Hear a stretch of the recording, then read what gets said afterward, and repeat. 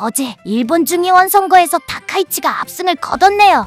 다카이치가 정치 생명을 걸 만큼 자신만만해하더니 그럴 만한 이유가 있었네요.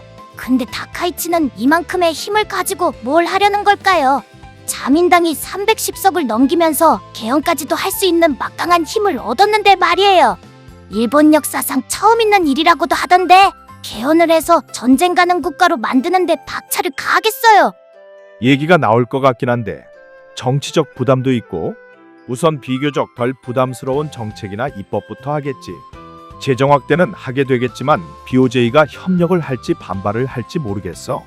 확실한 건 방위비 증액은 하게 될 것 같아. 방위비를 늘려 국방력을 강화해서 대체 뭘 하려는 걸지 궁금해요. 방위비를 늘리면 중국에서도 가만히 있지는 않겠어요. 지금도 서로가 강대강 구도로 맞서고 있는데 적어도 앞으로 중일이 좋아지긴 힘들겠네요.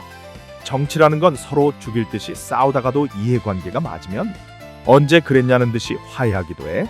너무 현재에 매몰될 필요는 없어. 하지만 다카이치의 정책들이 주변국들에게 달갑지만은 않아 보이네. 비핵 3원칙이라는 게 있는데 핵을 만들지도 가지지도 들여오지도 말자는 건데 이걸 재검토한다고 하니 결국 이건 일본 안에 핵을 가지겠다는 소리니까. 핵도 갖고 국방력도 올리고 만약 전쟁 가는 국가로 개헌까지 하게 되면 동북아 정세가 불안정해지겠어?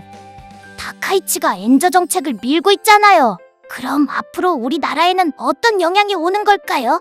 지금 일본의 상황이 이기 트럼프 상황과 비슷한데 미국 상황을 가지고 참고할 수 있지 않을까요? 미국은 지금 경험해보지 못한 지수 상승을 보여주고 있잖아요.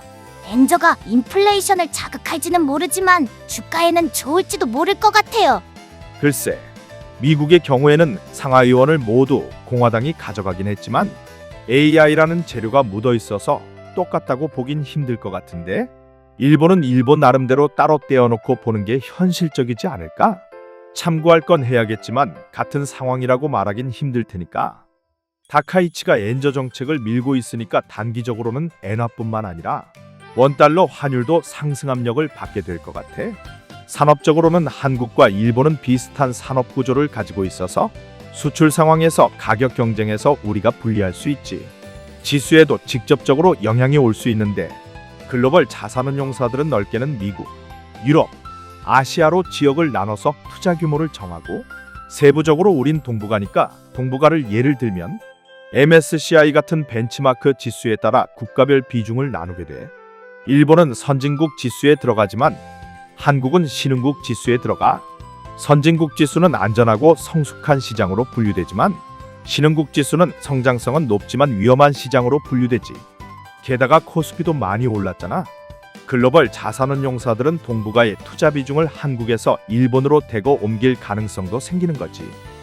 그럼 지수를 어떻게든 지킨다 해도 상승 모멘텀은 약해지는 거네요. 그렇지. 가격을 올려줄 세력도 물량을 받아줄 세력도 국내 자본으로 돌고 돌 뿐이지. 일본이 잘 나가는 게 우리에게 악영향이 될 수도 있겠군요. 일본이 엔저나 확장 재정으로 가면 우리에게 유리한 점은 없을까요? 지수에는 직접적으로 수혜를 보는 건 없을 것 같고 일본이 글로벌 기관들의 관심을 받게 되면 가까운 한국이나 대만이 같이 관심을 받게 될 수는 있을 것 같아. 낮아진 금리로 엔캐리 트레이드가 들어올 가능성도 있겠지.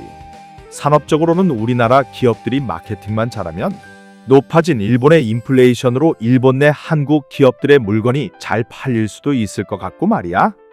일단 직접적으로는 우리 지수에 좋을 게 없어 보이네요. 일본을 주목하면서 같이 관심 받는 거나 엔캐리 트레이드가 들어오는 걸 바라는 건 요행인 것 같고 일본이 돈을 풀겠다고 하니 적어도 단기적으로는 일본 지수가 많이 오를 거라는 기대감은 확실히 생길 것 같네요. 오늘 거래대금은 26조, 원달러 환율은 1,460원, 코스피는 예상대로 상승해서 5,298포인트에 마감했다. 설탕 담합 문제로 CJ제1제당의 불확실성이라는 리스크가 생겼다.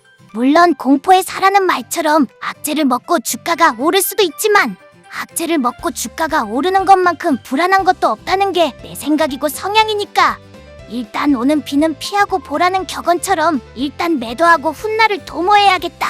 하방 지지가 튼튼해 보여서 좀 아깝긴 하지만 리스크를 안고 가는 것보다는 팔 수 있을 때 팔고 가는 게 마음이 편할 것 같다.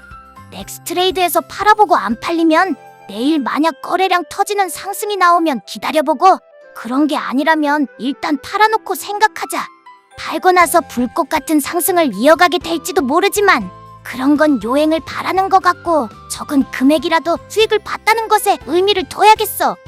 편집을 마치고 영상을 올리는 과정에서 30% 영업이익이 감소했다는 전자공시가 떴었다.